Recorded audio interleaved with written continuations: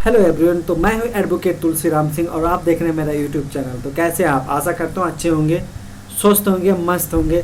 आज जो अपना टॉपिक है कि जब किसी भी महिला का जब रेप होता है तो जो सैंपल कलेक्ट करते हैं उसका जो राइट टाइम क्या होता है, हम इस पर डिस्कस करेंगे। तो आइए शुरू करते हैं।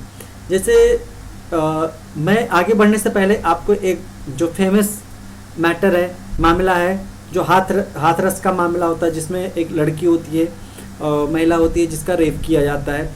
ठीक है, होता क्या है, देखिए अब इसका जो गोल्डन टाइम होता है, जो क्या नाम है, जो रेप होता है उसका चेक करने का या जो सैंपल कलेक्ट करने का जो गोल्डन टाइम होता है। ठीक है, अगर ठीक समय पर सैंपल कलेक्ट ना किया जाए, ना लिया जाए, तो जो रिजल्ट होता है वो शून्य आता है, मतलब उसमें रिजल्ट ठीक नहीं आता है।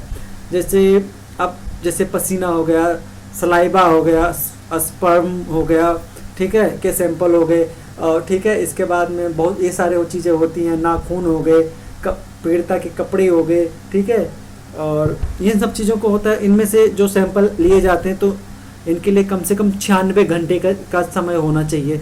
96 घंटे के अंदर लिया जाता है। ठीक है, सैंपल लिया जाता तो उसमें कुछ निकलता नहीं तो फिर अन्यथा नहीं निकलता। बट कुछ कंडीशन ऐसे होते हैं कि जिसमें पहले लिया जाता है। जैसे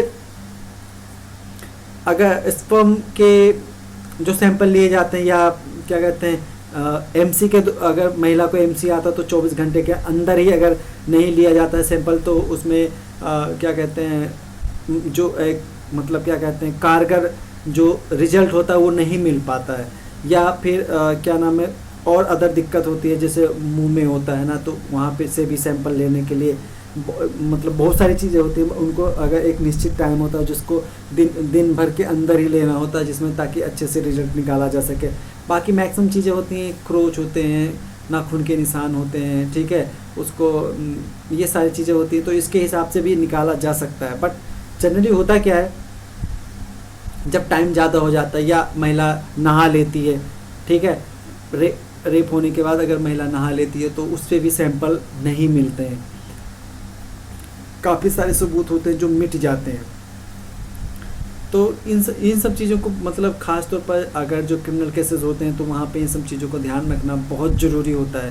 क्योंकि अगर जब तक कोई जो जांच होता है जो सही तरीके से नहीं होता, तो हम जो उसका रिजल्ट होता है या जांच होता है उसको हम मतलब एक कारगर जांच नहीं बोल सकते हैं, परफेक्ट जांच नहीं बोल सकते हैं। क्योंकि सैंपल जब सही तरीके से लिया जाएगा, सही समय पे लिया जाएगा, तो उसका रिजल्ट सही निकलेगा, और जो आरोपी होते हैं उनको सही मतलब क्या कहते हैं, सही मतलब जो एक्चुअल आरोपी होगा, दोषी होगा, उसको सज़ा दिया जा सकता है, अन्यथा नहीं दिया जा सकता है।